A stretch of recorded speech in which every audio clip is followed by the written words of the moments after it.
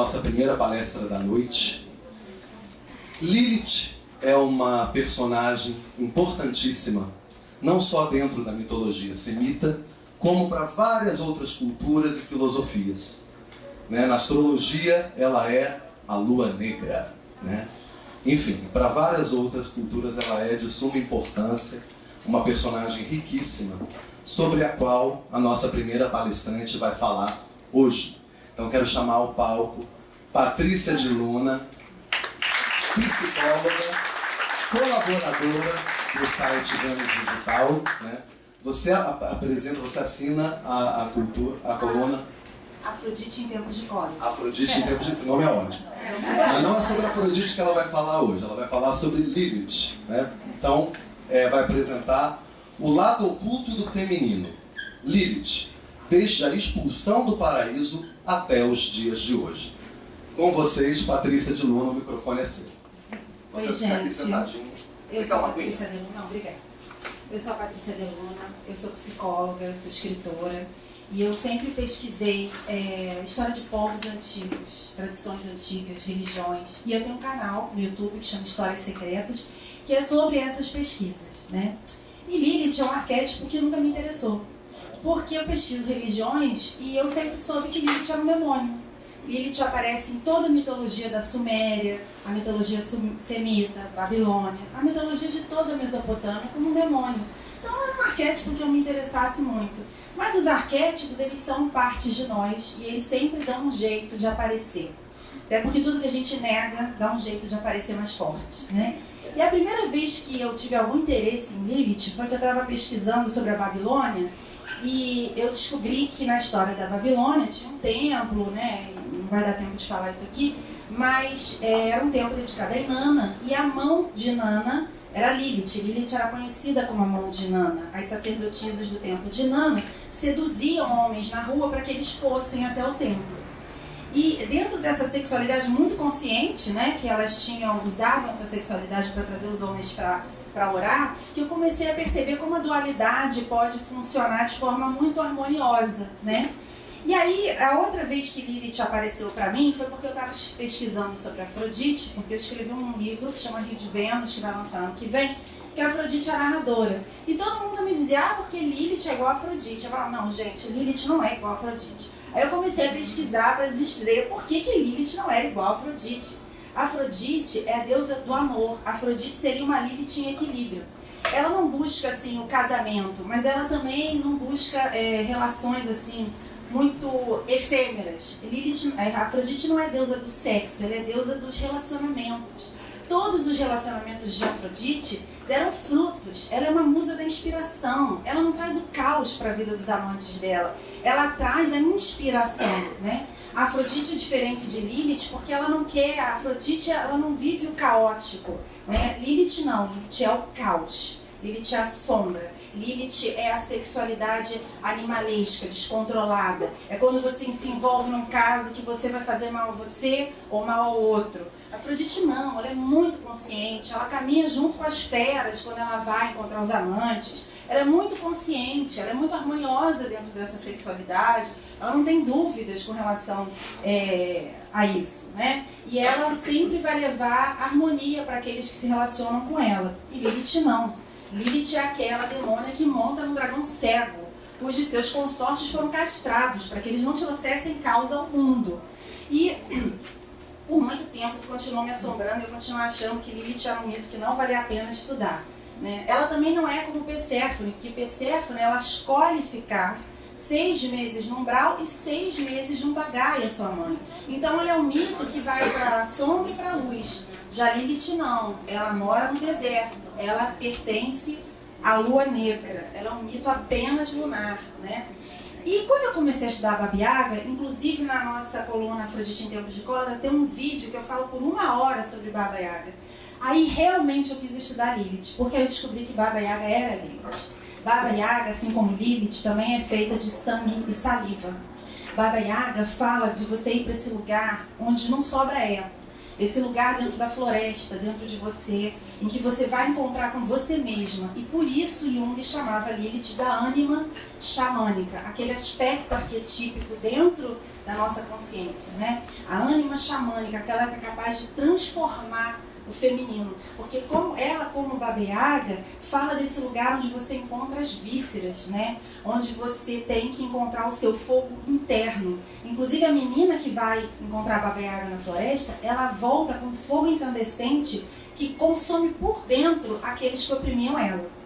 E aí isso lembra muito Lilith, que é aquela que não aceita a opressão. Lilith fala de movimento, né?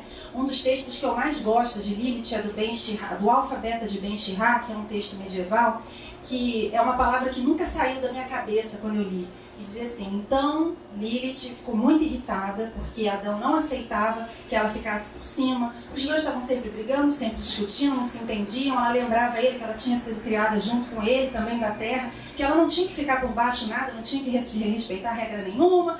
E aí um dia ela se irrita e ela chama o inefável nome de Deus e faz um voo súbito e vai para o deserto. Essa frase reverbera anos na minha cabeça. Sabe aqueles livros, Como Ligar o Foda-se? Pra mim é tipo isso, chama o nome de Deus e faz um voo súbito. Quando as pessoas começam a me dizer que você está nessa situação, não vai dar pra você sair, ou com relação ao chefe, ou um relacionamento, ou fala: olha meu filho, não conte com isso, eu chamo o inefável nome de Deus e faço um voo súbito. Entendeu? Que ela fala desse lugar de não aceitar grilhões. Então, eu sempre comecei a pensar em Lilith como essa mulher desse lugar do movimento, ao contrário de Eva, que é essa mulher a quem, segundo Jung, falta Sofia, falta sabedoria. Ela precisa do movimento de Lilith e Lilith precisa de Eva para equilibrar sua força destrutiva, sua busca destrutiva por poder, sua sexualidade descontrolada. Uma precisa da outra. Só que desde que o mundo é mundo, desde que se escreveu Gênesis, a gente está perseguindo esse lado sombrio, desenfreado, como se a gente pudesse apagar ele sem falar dele. E a gente vive esses momentos sombrios de uma sociedade literalizante, unilateral, que não entende mais simbolismos, que quer ter um lado só, que não quer ter dualidade, que acha que se a gente perseguir a dualidade, a gente vai poder viver assim, ser lindo, perfeito, tudo bonitinho, família tradicional, como se dentro da gente não existisse dualidade e não fosse existir essa dualidade na sociedade, né?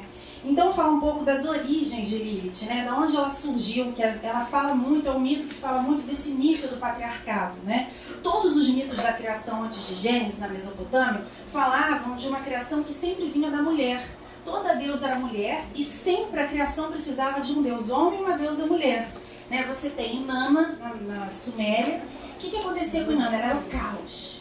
Inanna encontra El, a potência cerceia o caos. E a partir daí nasce o mundo, o homem, a terra, as montanhas. No Inimelush, que é o conto da Babilônia, de como surgiu o mundo, você tem Tiamat, o dragão de água, que se junta com o consorte masculino e cria monstros, cria deuses e depois criam-se os homens. Já no Gênesis você tem um Deus que a gente aprende, eu pelo menos aprendi desde pequena como católica, que Deus é homem.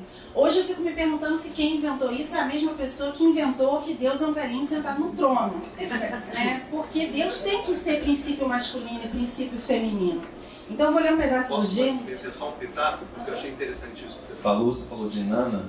E na mitologia africana existe a deusa Nanã Moroquê, né, que é da lama dela, o habitat dela é a lama, e é com a lama dela que Olorum, que é o deus todo-poderoso africano, ele pede a ela a lama para poder criar o homem, né? E ela fala: ok, tudo bem, mas um dia essa lama, essa matéria-prima vai acabar.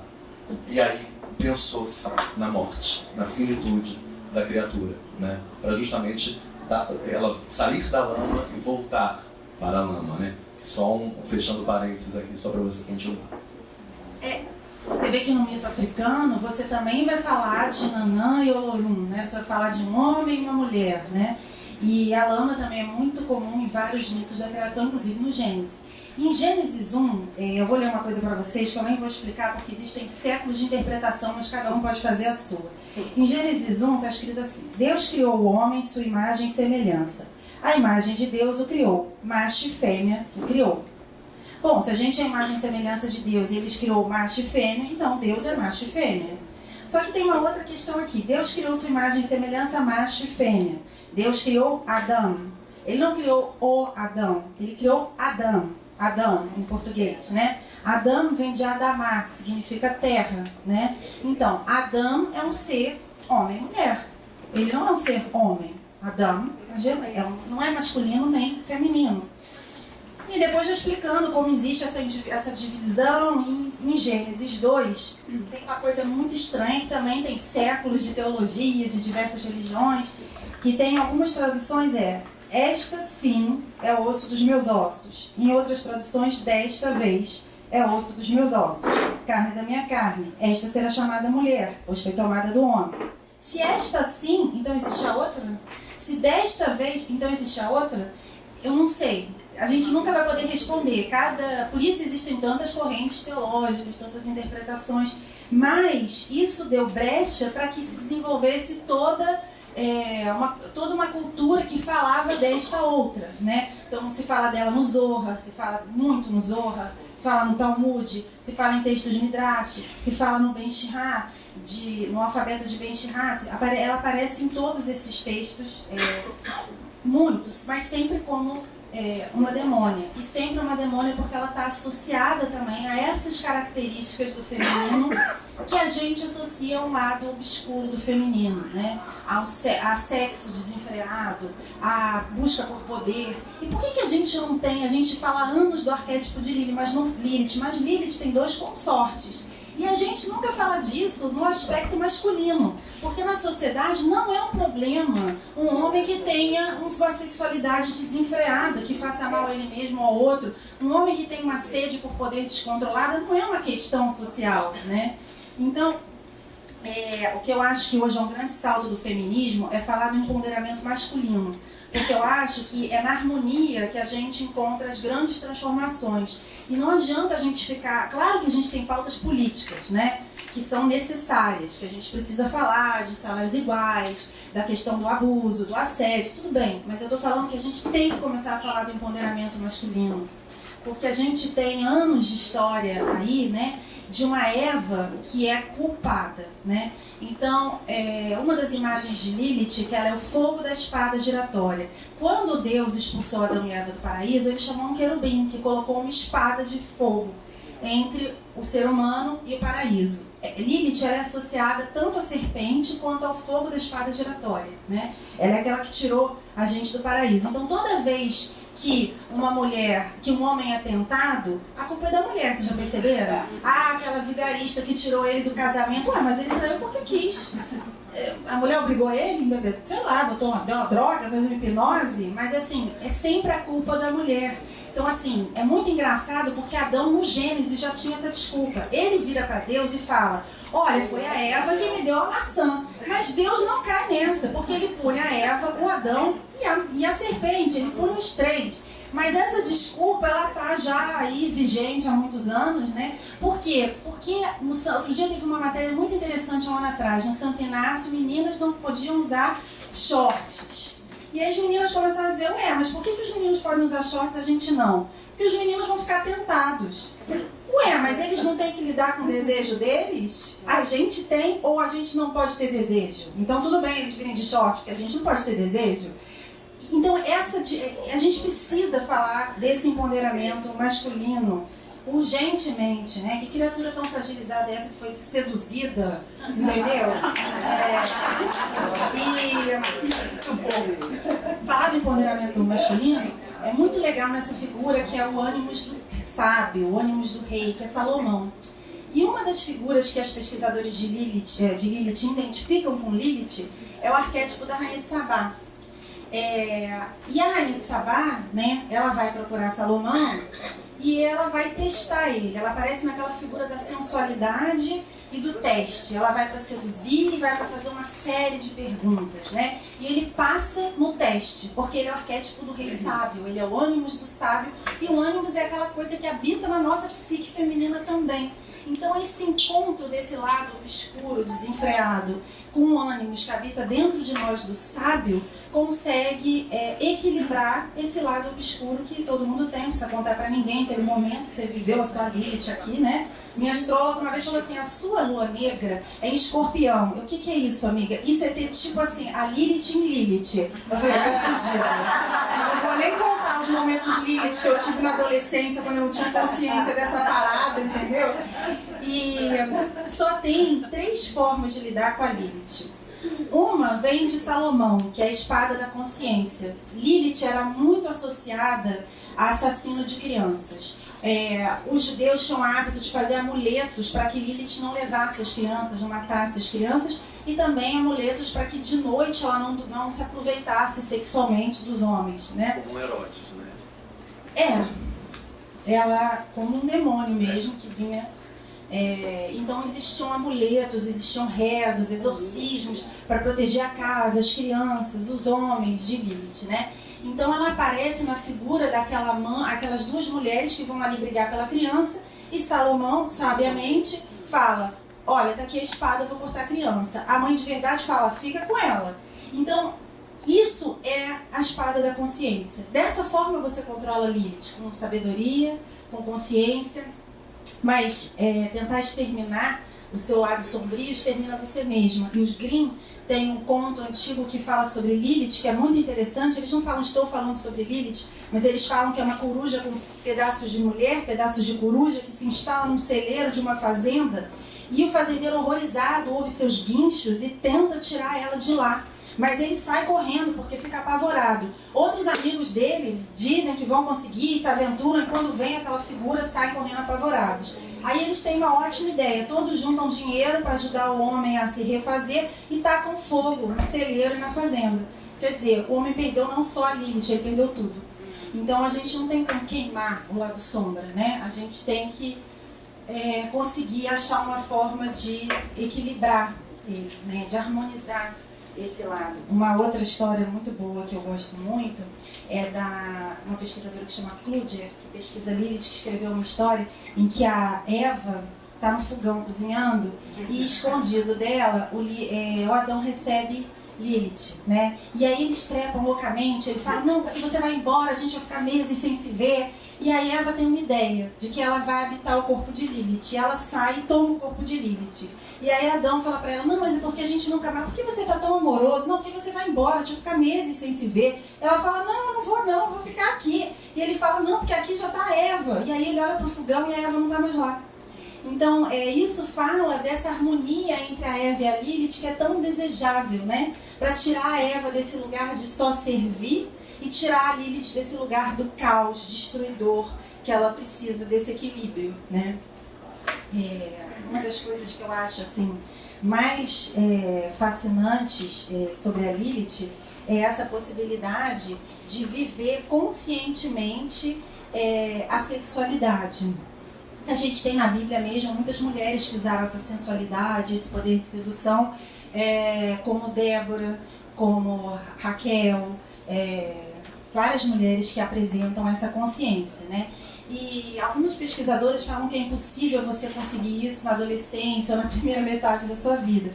Mas que quando você consegue esse equilíbrio dentro de você, há uma busca pela parte masculina que te completa mais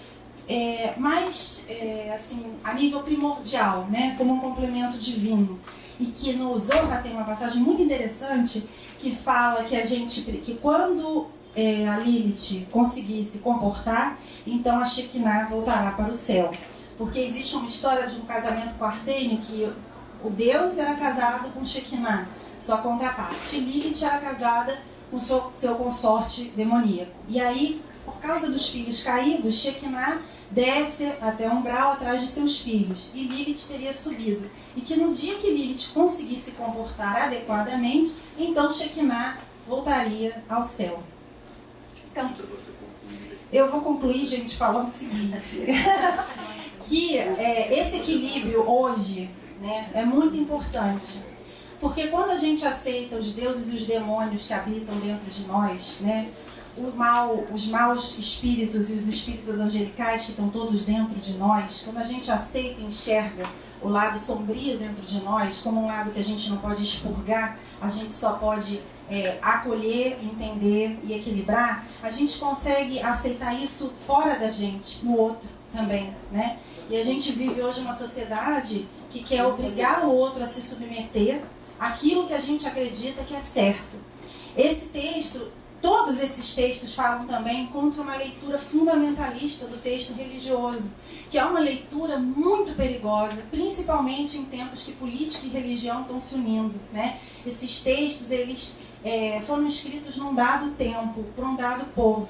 Eu acredito que esses textos são textos inspirados, porque eu sou cristã, mas eu não acredito que cabe para eles uma leitura fundamentalista, que submeta pessoas a não serem pessoas, porque pessoas que não têm dualidade são máquinas. Um mundo onde não existe dualidade, nesse planeta nunca existiu. Então é muito importante que nesses tempos que a gente vive tanto ódio, e eu acho que o ódio é fruto da dificuldade de aceitar as diferenças, né? Que a gente comece aceitando as diferenças dentro de nós.